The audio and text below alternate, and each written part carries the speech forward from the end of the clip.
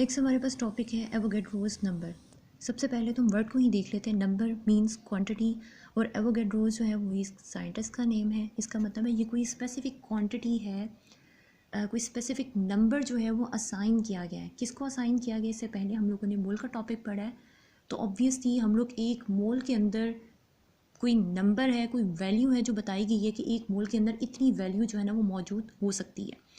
अब हम डेफिनेशन देखेंगे। The number of atoms, number of molecules, number of ions or the number of formula units present in one mole of a substance। अब substance हमारे पास क्या है? जब हम एटम की बात करते हैं तो सब्सटेंस हमारे पास एलिमेंट होता है। जब हम मॉलिक्यूल की बात करते हैं तो सब्सटेंस हमारे पास मॉलिक्यूलर सब्सटेंस या मॉलिक्यूलर कंपाउंड होता है। जब हम आयंस की बात करते हैं तब हमारे पास सब्सटेंस क्या है? आयोनिक स्पीशी है। जब हम फार्मूला यूनिट्स की बात करते हैं तो तब हमारे पास सब्सटेंस क्या है? आयोनिक कंपाउंड है। ये सारी चीज़ें जो हैं आप लोग मोल के अंदर जो है वो डिस्कस कर चुके हैं। मोल के अंदर आपको बताया गया था फार्मूला यूनिट्स, एलिमेंट्स, एटम्स, ये सारी चीज़ें जो हम आपने वहाँ पर डिस्कस कर ली हैं। ठीक है, अब हम एक उससे हायर लेवल पे आए हैं तो वहाँ पे हम लोग देखने लगे हैं कि एक मोल के अंदर, इससे पहले हमने देखा था एक मोल के अंदर इतने ग्राम, यानी कि मैस हमने देखा था कि एक मोल के अंदर इतना मैस हो सकता है। अब हम देखने लगे हैं कि एक मोल के अंदर जो मैस था उस मैस के अंदर कितने एटम्स, कितने मॉलिक्यूल्स, कितने आयोनिक स्पीशीज़ या कितने फार्मूला यूनिट्स मौजूद हो सकते हैं। अब हमने ये चीज़ चेक करनी है। ठीक है, एवोगैड्रोस नंबर को Na से रिप्रेजेंट किया जाता है। एन का मतलब है नंबर, ए का मतलब है एवोगैड्रोस। ठीक है, तो ए जो है वो आपने उसको कैपिटल में ही लिखना है क्योंकि वो साइंटिस्ट के नेम पे है। और इसकी जो वैल्यू है वो 6.022 एक्सपोनेंट 23 है। अगर आप ये देखें तो 6.022 एक्सपोनेंट 23 ये एक बहुत बड़ी वैल्यू है। ठीक है, कोई छोटी सी वैल्यू नहीं, ये बहुत बड़ी वैल्यू है। ठीक, तो ये वो वैल्यू है, ये एवोगैड्रोस नंबर है, यानी कि एवोगैड्रोस नंबर की वैल्यू क्या है? 6.022 एक्सपोनेंट 23। और हमने डेफिनेशन में यही बताया है कि किसी भी सब्सटेंस के एक मोल के अंदर 6.022 एक्सपोनेंट 23 पार्टिकल्स मौजूद होते हैं। ठीक है, ये जो number of atoms, number of molecules, number of ions की बात की है तो एक्चुअली में ये इतने नंबर ऑफ एटम्स हैं, इतने एटम्स हैं, इतने मॉलिक्यूल्स हैं, 6.022 एक्सपोनेंट 23 आयंस हैं जो कि एक मोल रिस्पेक्टिव सब्सटेंस के अंदर मौजूद होते हैं। ठीक है, अब हम इसको वन बाय वन जो है वो एलिमेंट्स, मॉलिक्यूलर कंपाउंड्स और आयोनिक स्पीशीज़ जो है उनके लिए इसको डिस्कस करेंगे ताकि आप लोग इसको जो है मज़ीद अच्छे तरीके से जो है इसको अंडरस्टैंड कर सकें।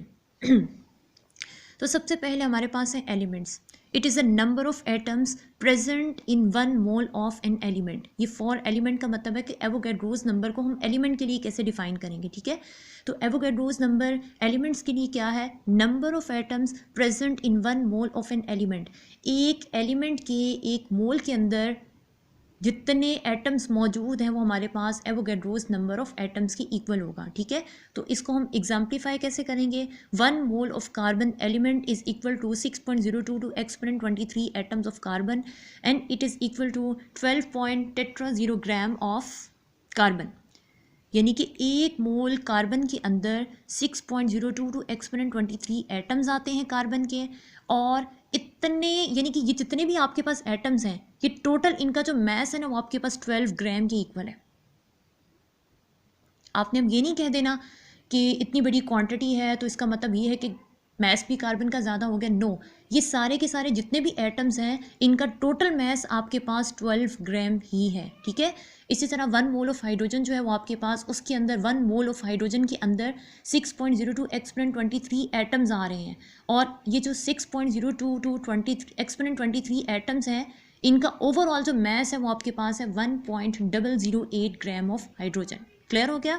ठीक है, फिर उसके बाद फार्मूला है। ये जो आपको मोल्स के अंदर फार्मूलाज दिए गए हैं या एवोगैड्रोस नंबर के अंदर फार्मूलाज दिए गए हैं, बेसिकली इसलिए दिए गए हैं कि अगर कहीं पे आपको कोई वैल्यू दे दी जाए, कोई मैस आपको दे दिया जाए तो आप उसके अकॉर्डिंग जो है वो कैलकुलेट करके बता सकें। यानी कि यहाँ पे तो आपको स्टैंडर्ड बता दिया गया ना कि जब आपने 12 ग्राम कार्बन की बात करनी है तो आपके पास 1 मोल की इक्वल होगा और उसके अंदर इतने एटम्स मौजूद होंगे। लेकिन अगर आप इसके कम या ज़्यादा मैस ले लें, आप 24 ग्राम कार्बन ले लें, ठीक है, तो फिर उसके अकॉर्डिंग आपके पास जो एवोगैड्रोस नंबर है यानी कि number of particles, Avogadro's number तो स्टैंडर्ड ही रहेगा, ठीक है, Na की वैल्यू आपने हर जगह पे यही पुट करनी है, बट क्या होगा, नंबर ऑफ पार्टिकल्स चेंज हो जाएंगे। ये सिर्फ 12 ग्राम में इतने पार्टिकल्स हैं, अगर आप 6 ग्राम करते हैं,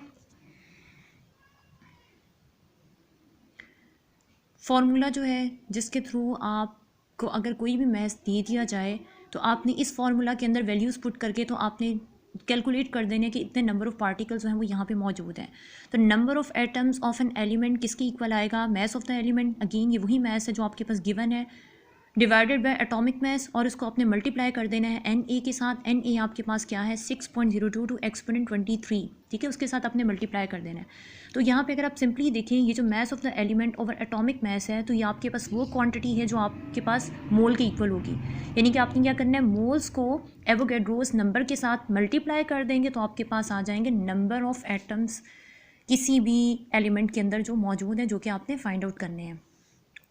नेक्स्ट हमारे पास है मॉलिक्यूलर कंपाउंड के अंदर कितनी एवोगैड्रोस नंबर मौजूद होते हैं, यानी कि एवोगैड्रोस नंबर को एक मॉलिक्यूलर कंपाउंड के लिए हम कैसे डिफाइन करेंगे। It is a number of molecules present in 1 mole of a molecular compound. एक मॉलिक्यूलर कंपाउंड के 1 मोल के अंदर जितने नंबर ऑफ मॉलिक्यूल्स मौजूद होते हैं, अगर 1 मोल है तो फिर वो हमारे पास एवोगैड्रोस नंबर के इक्वल आएगा, यानी कि 1 मोल के अंदर एवोगैड्रोस नंबर की हमारे पास स्टैंडर्ड वैल्यू है, ठीक है।